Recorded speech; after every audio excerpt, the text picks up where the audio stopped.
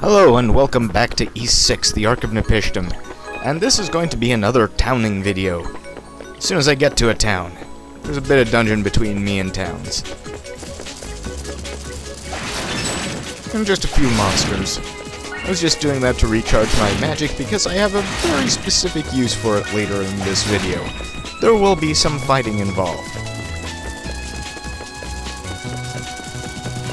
You see, in Ark of Nepishtim, there are actually overworld bosses that you don't actually have to fight for the most part, but it's generally useful if you do.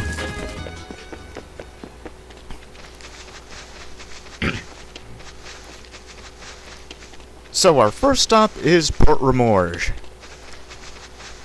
I'm full of Emilus and I need to get rid of it. Well, okay, I guess it's just Emil. Because it hasn't been made into anything useful yet, like swords. But first thing first, we found a new tabula, and we need someone to read it.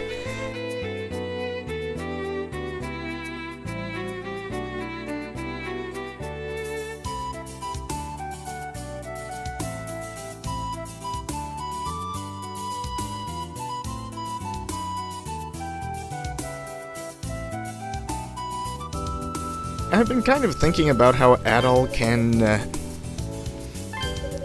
speak pretty much any language he feels like, but he has trouble reading. And I'm kind of wondering if that is related to the whole Rhoda seed thing that he ate in East 1. Anyway, I'm pretty sure that Ago up there was using a different definition of pretty than we're used to. For other practical matters, though, I need a shield. A better shield.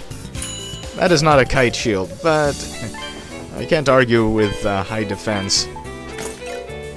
Higher. What do you have to say, Pickard man?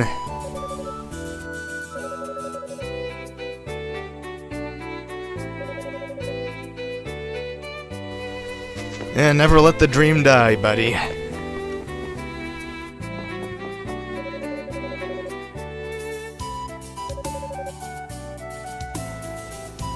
Oh right, we need to talk to Baslam.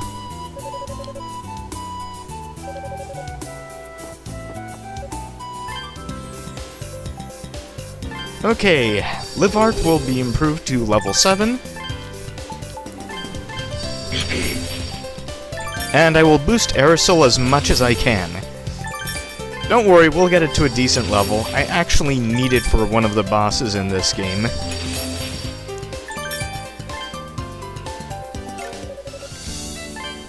You know what, let's see what's up with Liev.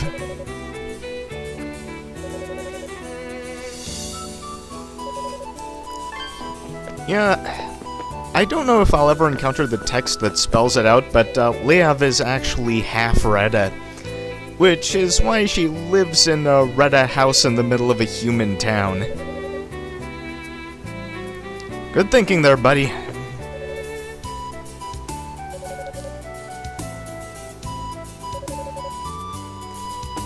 Yeah, I kind of wonder if Chief Ord is also invulnerable to iron weapons.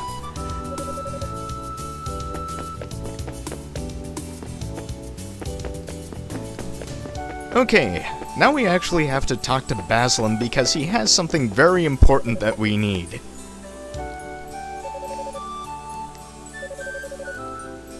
God damn it, Lloyd is over-exaggerating things a bit, but we will be getting that bell.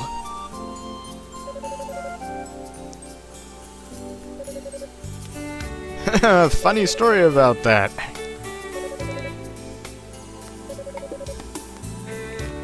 Good instincts, Baslam.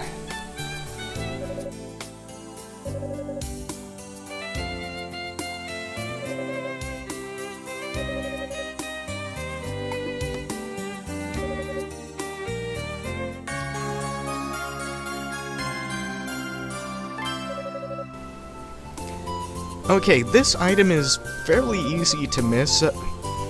but it's absolutely mandatory for finishing the Lime Water Cave.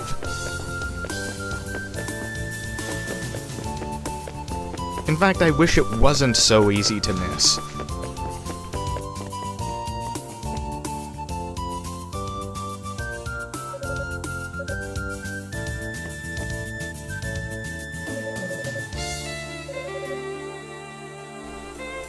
Not all that much if previous adventures are anything to go by.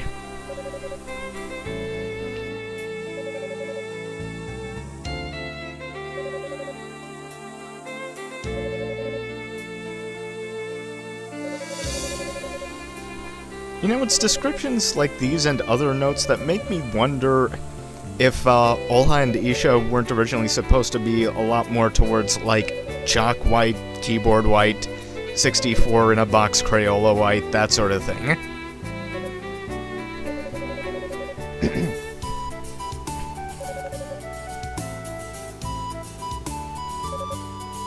Haha! Threaten him with the dad!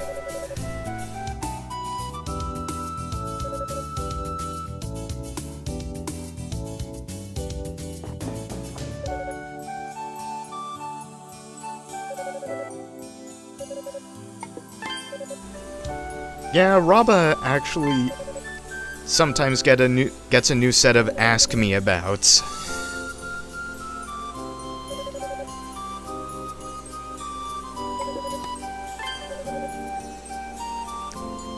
Yep.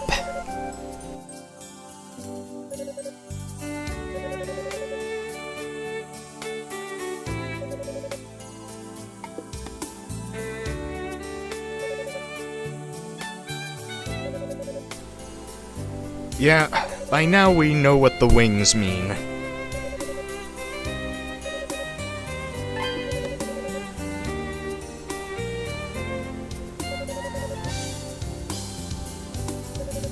We'll figure out that villainy.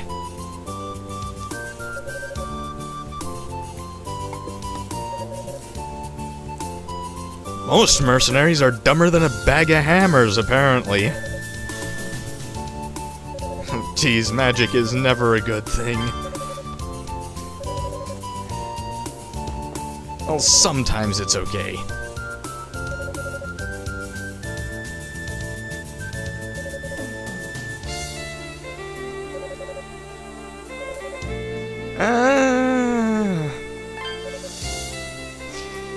Yeah, I chose the Reda Village because Adol seems like a more rustic type. I mean, he comes from the middle of nowhere and all that sort of thing.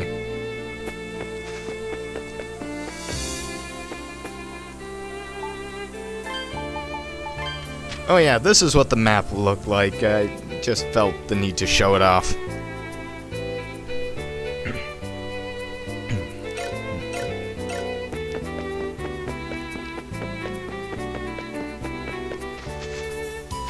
Okay, so we finished all of our business in Port Remorse. So now we're going to head off to the Reda Village.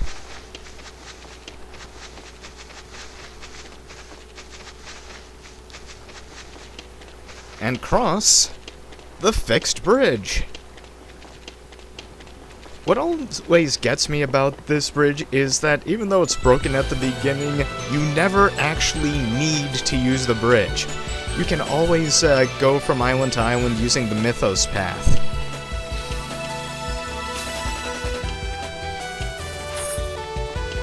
It's not a mandatory bridge of plot roading. And I think it's actually rather unique in that respect.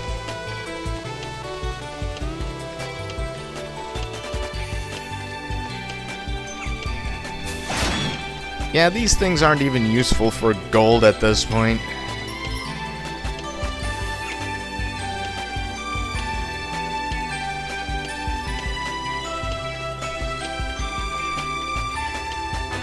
This is one of the East games where gold will always be useful too.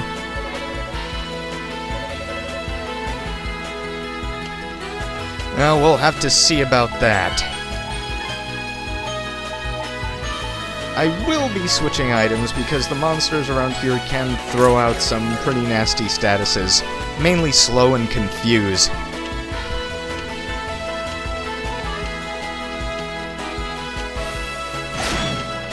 You really aren't supposed to come up to the Windseeker Heights until after you've beaten the Ruins of Amnesia.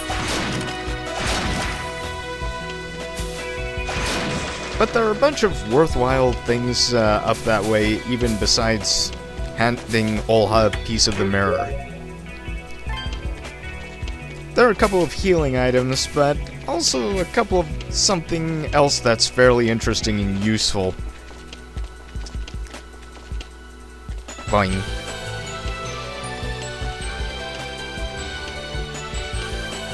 Okay, these are stronger versions of the flowers we've encountered earlier, and these can not only inflict poison, but confuse. These guys can inflict slow and confuse, and I'm not going to let them hit me if I can help it. Hint, I can't help it very often.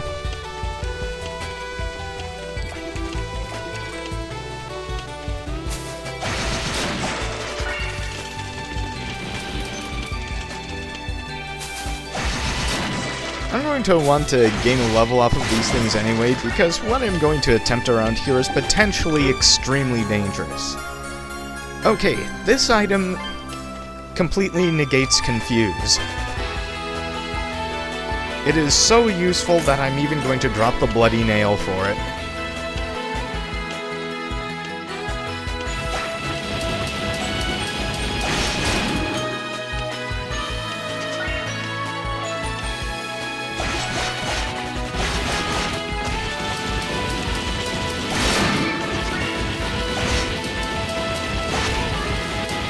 Yeah, this perfectly illustrates the problem of fighting those things. Thankfully, they're not a major enemy type. Pretty much any time after this whole Windseeker Heights thing.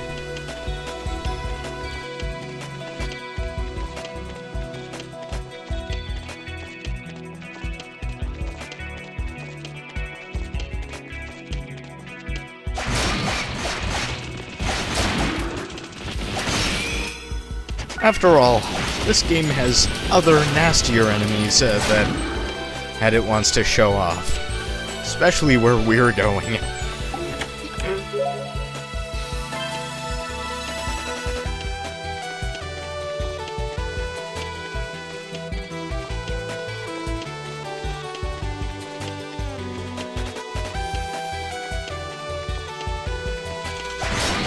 Not much more to say about the enemies and fighting around here. You've seen pretty much all this area has to offer.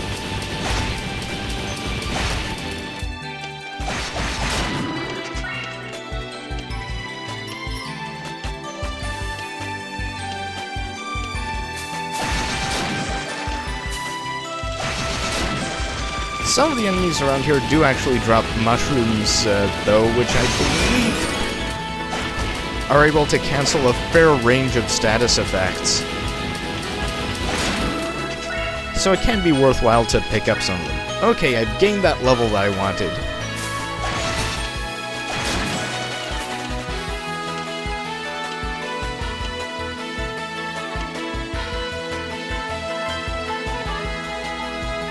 I'm going to switch out the Emilus Hammer for the Heavy Belt, because I don't want to die. Okay, the strategy for this Overworld Boss is simple, but still risky. You bait it into attacking, and then after it's done its attack, you downstab it. There's usually a fairly significant delay between attacks, but sometimes he can get them out quickly, so you have to be really careful. And if you're not armored up like I am, he can do pretty obscene amounts of damage. Oh yeah, you've noticed that he's summoned a whole ton of plants, I hope. These are mainly to hem you in, so that the boss can get his bite on you.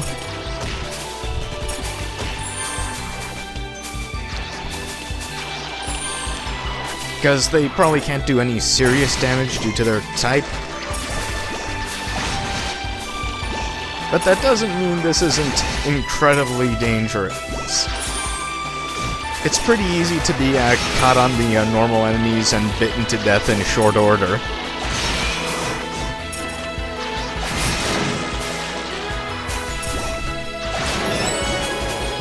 Okay, the most reward you get on it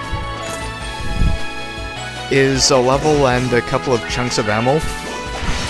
But what beating this Overworld Boss does is allows a stronger version of it to spawn later, which actually has a really excellent reward when you beat it.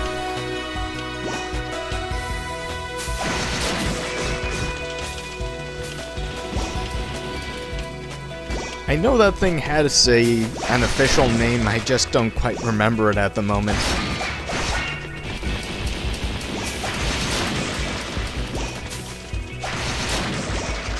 So that takes care of our business here.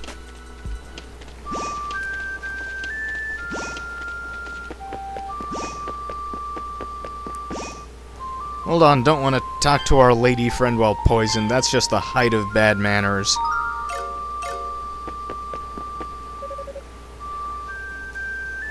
Boy, I wonder what we do with that.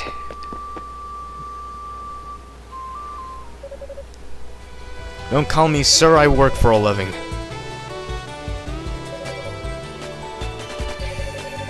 Don't be embarrassed, it's fine.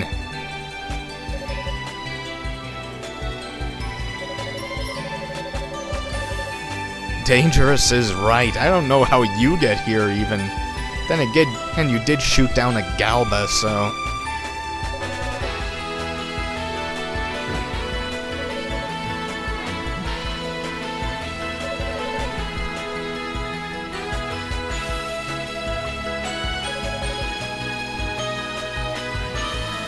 No doubt.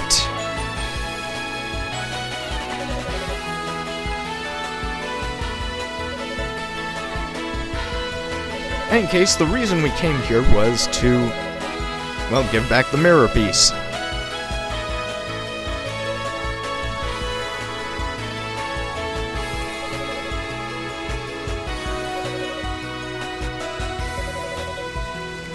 That was pretty strange.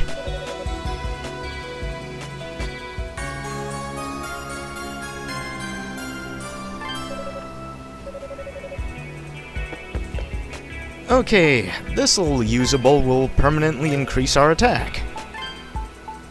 Simple enough.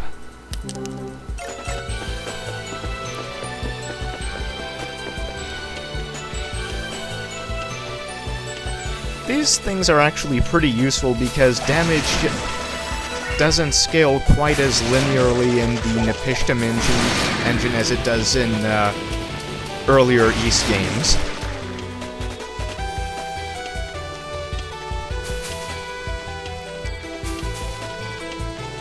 Because in the really early East games, damage was just a function of the difference between attack and defense.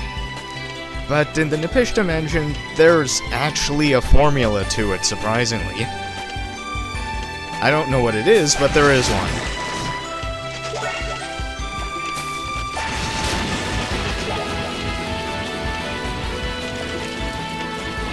Anyway, we are going to be making a stopover at the Reda Village, just to see what's up.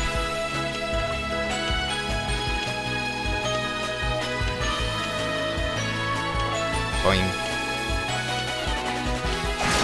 Gonna cut down a bug.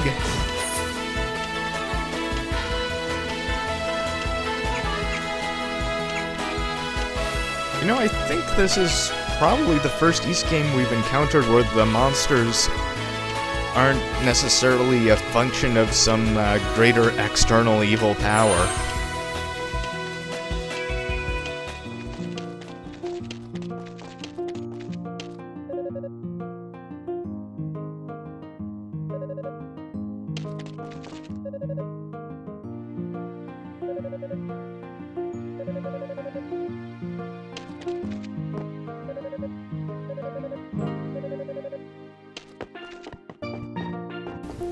Let's see what people have to say.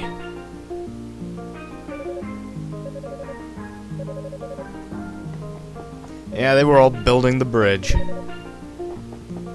Yeah, there's some festival of Alma going around.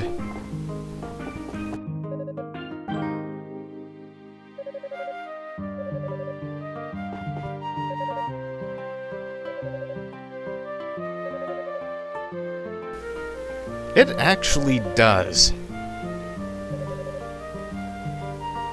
We will remember that.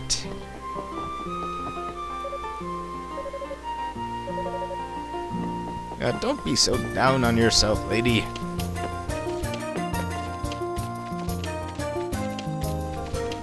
In any case, that's about this one, and in the next video, we start on the Limewater Cave. See you then!